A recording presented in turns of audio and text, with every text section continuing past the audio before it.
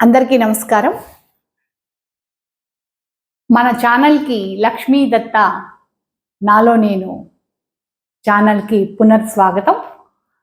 ఈరోజు మనం ఆనందలహరి సౌందర్యలహరిలో ఉన్న ఆనందలహరి 2వ శ్లోకం దాని అర్థాన్ని కూడా నేర్చుకుందాం. శ్రీ గురుభ్యో నమః. తనీయాం సంపాంసుం తవ చరణ పంకేరుహ భవం విరించి సంచిన్వన్ విరచయతి లోకాన వికలం వహత్యేనం సౌరిఖదమపి సహస్రేణ శిరసా హరసంక్షుధ్యేనం భజతి బసితోర్ధూలన విధిం.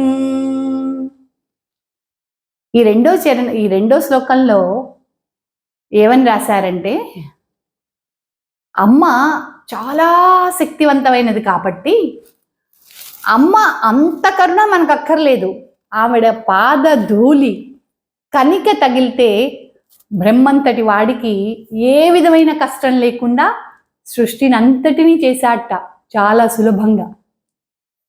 అమ్మ పాద పద్మానికి సంబంధించి ధూళి రేణువు తగిలితే బ్రహ్మంతటి వాడు ఏ కష్టం లేకుండా సృష్టి మొత్తాన్ని చాలా సంతోషంగా చేస్తున్నాడు. అదేవిధంగా విష్ణుమూర్తి శేషపాన్పు మీద ఉండి ఈ భూభారాన్నంతా మోస్తున్నాడు చాలా కష్టంగా. ఎప్పుడు అమ్మ పాద ధూళి తగిలిన తర్వాత కూడా విష్ణువంతటి వాడు శేషపాన్పు మీద ఉండి ఈ భారాన్నంతా మోస్తున్నాడు ఆయన.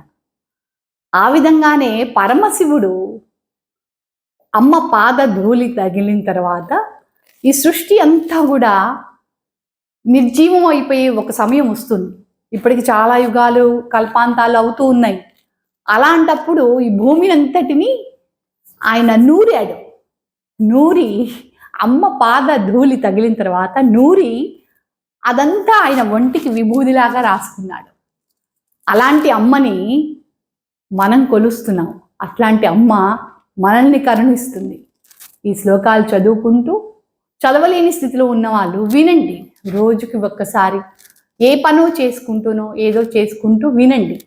అమ్మ కరుణ మీ అందరికీ కలగాలని మనస్ఫూర్తిగా కోరుకుంటూ ఈ శ్లోకాన్ని ఇంకొకసారి మనం విందాం. తనీయాం సంపాంసుం తవ చరణ పంకేరుహ భవం విరించి సంచిన్వన్ విరచయతి లోకాన వికలం వహత్యేనం సౌరిఖదమపి సహస్రేణ శిరసా హరసంక్షుధ్యేనం భజతి బసితోర్ధూలన విధిం. శ్రీమాత్రే నమః.